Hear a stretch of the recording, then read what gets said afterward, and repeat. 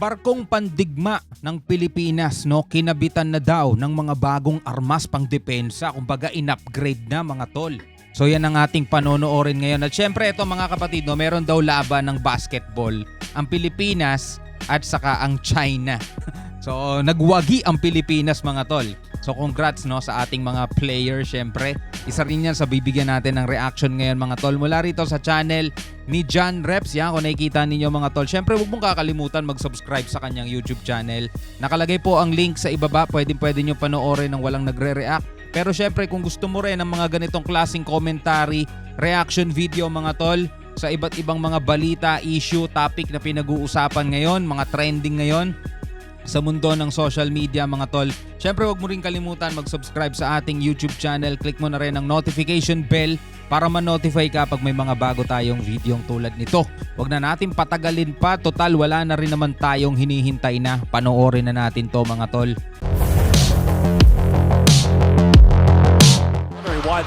Ayan o. Clocks it. Big three. Oh!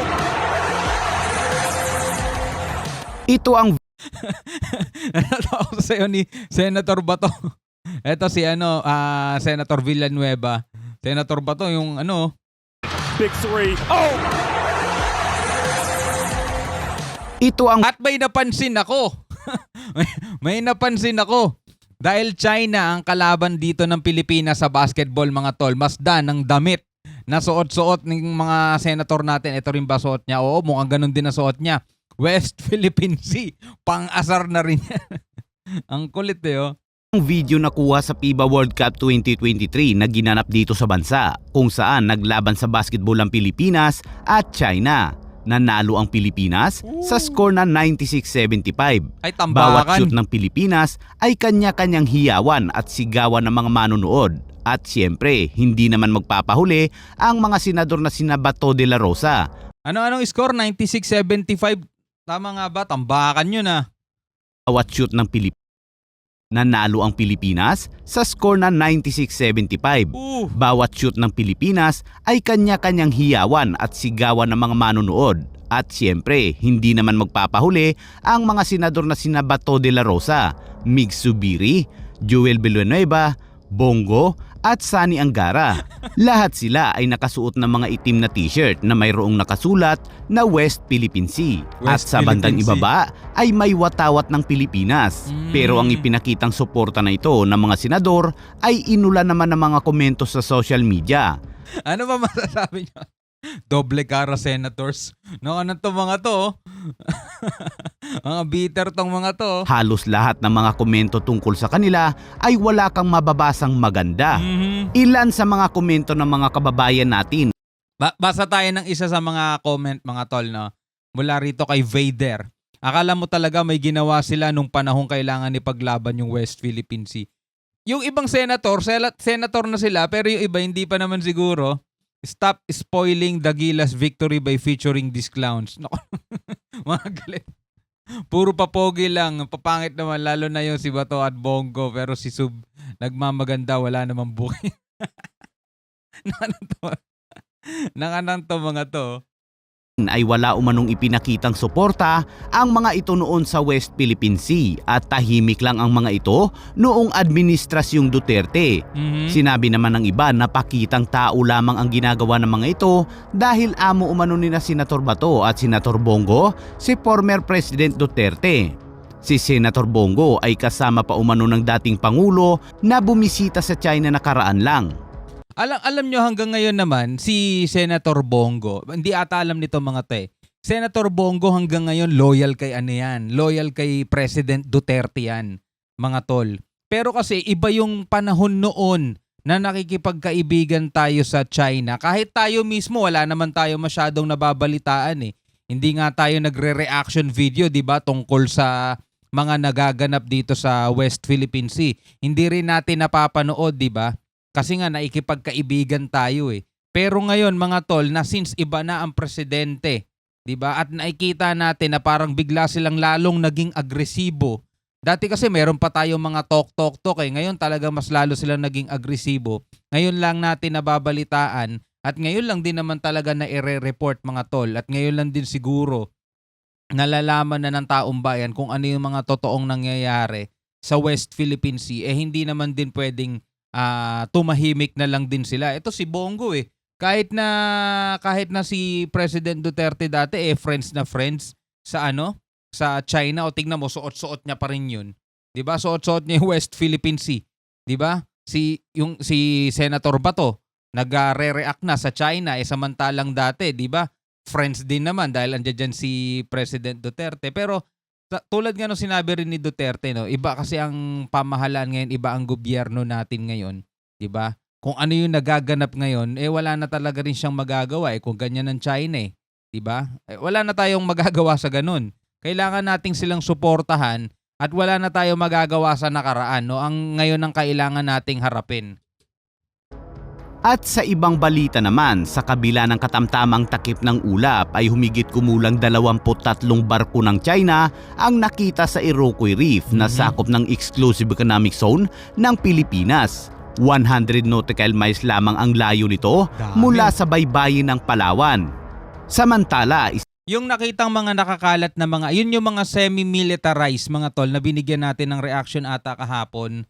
No, yung nag-ikot yung Poseidon, yung eroplano ng Amerika yon. Merong sakay na 4 na commander yon. Nakita nila, no, kung saan nakapwesto o saan naglalagi itong mga barkong to ng China. Napakarami, 'di ba, kung makikita mo. Nasaan yan?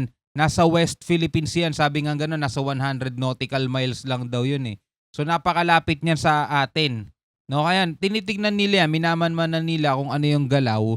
Kasi nga magkakaroon ulit ng military exercises o drill dito sa West Philippine Sea para masigurado na magiging safe naman, no, ang gagawin nating exercises kasama rin ng ibang mga bansa. Kasi talagang ibang klase itong bansang to, mga to. Ibang klase itong China, mga tol.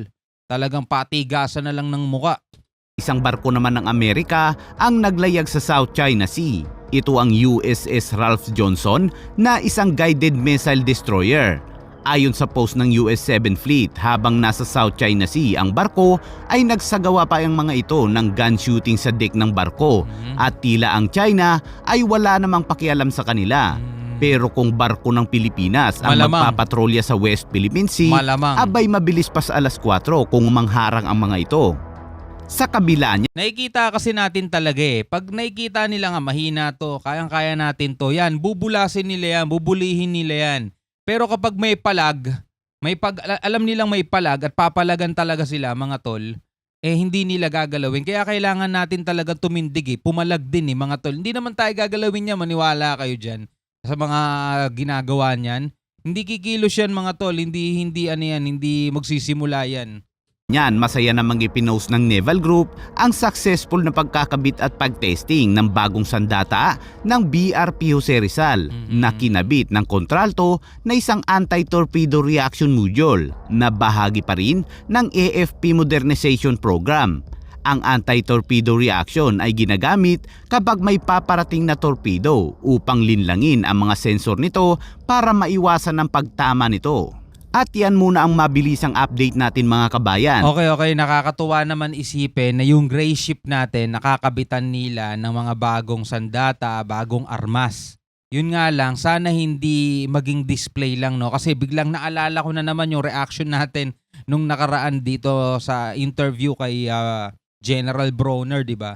Pwede naman daw gamitin yung mga gray ship natin sa resupply mission dito sa Ayungin Shoal, kaso wag na lang daw muna kasi baka tumaas ang tensyon. So para saan?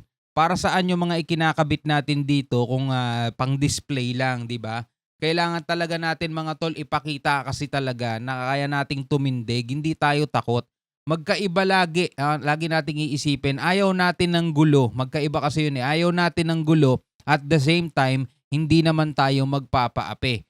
Pero kapag ganito ginawa natin, ayaw natin ng gulo. At the same time, magpapakita tayong natatakot tayo sa kanila. Guguluhin lang nila tayo, mga tol. Tingnan ninyo yung mga bully sa eskwelahan.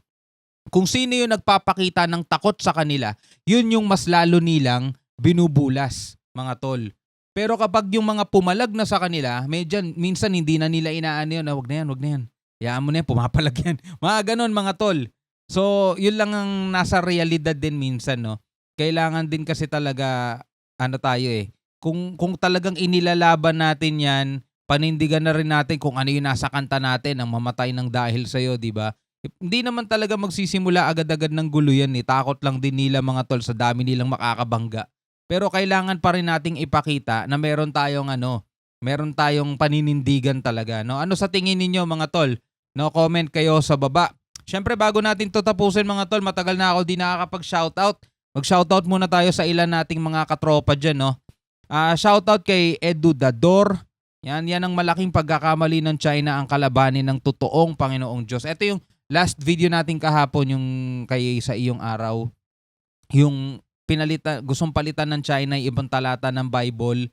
Tapos parang inilagay nila doon si Jesus ay makasalanan din. Grabe, no? Grabe yung kakaiba itong bansang to, mga tol. Hindi lang bansa ang gusto nilang sakupin. Gusto nila pati yung pananampalataya ng tao, sakop na nila, no? So, piano lessonins.